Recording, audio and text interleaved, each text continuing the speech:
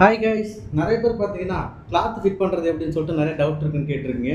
இன்னைக்கு கிளாத் எப்படி ஃபிட் பண்ணலான்னு சொல்லிட்டு நம்ம பார்க்கலாம். இப்போது கிளாத் ஃபிட் பண்ணும்போது பார்த்தீங்கன்னா நமக்கு ப்ளவுஸோட சைஸ் வந்து 80 மீட்டர் இருக்கும். சில பேருக்கு 1 மீட்டர் இருக்கும்.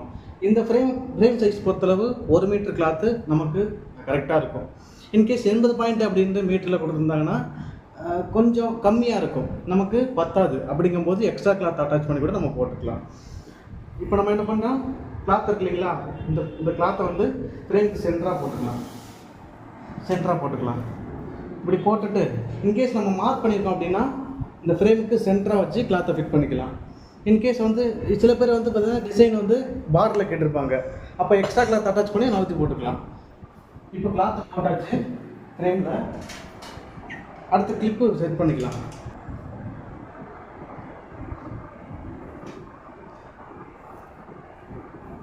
அடுத்த கிளிப் எப்படி செட் பண்ணிக்கலாம். இதில் பார்த்தீங்கன்னா கிளிப்பு வந்து 2 சைஸ் இருக்குது. ஒன்று லாங் சைஸு, இன்னொன்று ஷார்ட் சைஸு. இதில் பார்த்தீங்கன்னா கிளாத் ஃபிட் பண்ணும்போது எப்போவுமே இந்த கிளாம்பு வந்து நம்மளை பார்த்த மாதிரி தான் இருக்கணும். அதாவது உள் சைடு இருக்கக்கூடாது, அவுட்டர் சைடில் தான் இருக்கணும். வெளி சைடு பார்த்த மாதிரி தான் இதில் ஃபிட் பண்ணணும்.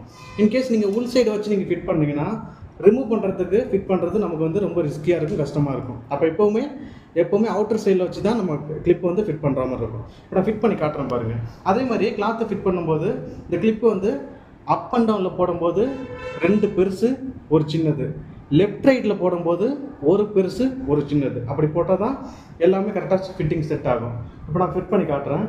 அப் அண்ட் டவுனில் போடும்போது 2 பெருசு 1 சின்னது சொன்னோம் இல்லைங்களா, அதேமாதிரி எடுத்துக்கலாம்.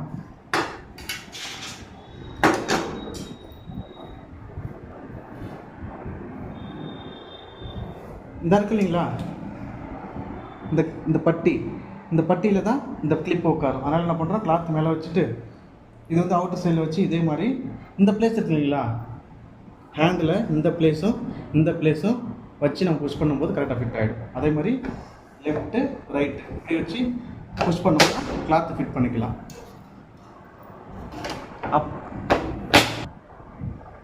சில பேர் என்ன பண்ணுறாங்க, கிளாத்து மேல் சைடு போடும்போது வந்து பார்த்திங்கன்னா கிளிப்பு போடும்போது ரொம்ப கஷ்டமாக இருக்குது அப்படின்னு சொல்கிறாங்க.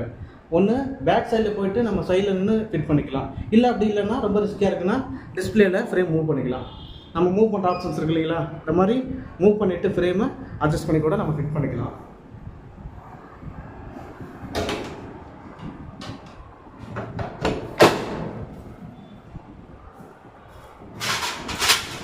இப்போ மேல் சைடு போட்டாச்சு, அடுத்து பார்த்தீங்கன்னா சைடில் போடணும்.